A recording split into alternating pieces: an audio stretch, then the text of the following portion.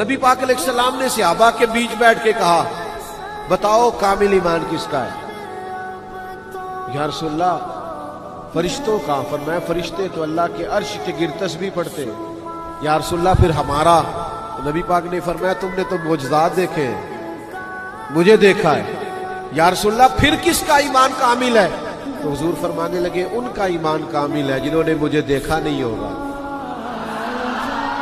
اور ان کا دل کرے گا کبھی ایک بار زیارت ہو نا۔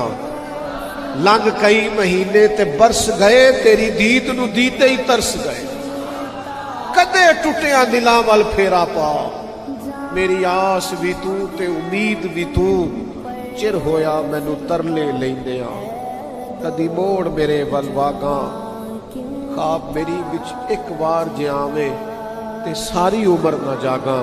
حضور فرماتے ہیں ان کی خواہش ہوگی کہ ایک دفعہ دیدار ہو جائے تو وہ جان پیش کرنے کو بھی تیار، کروں تیرے نام پہ جان فدا، نہ بس ایک جان دو جہاں فدا، میرا دو جہاں سے بھی نہیں جی بھرا، میں کروں کیا کروڑوں جہاں نہیں۔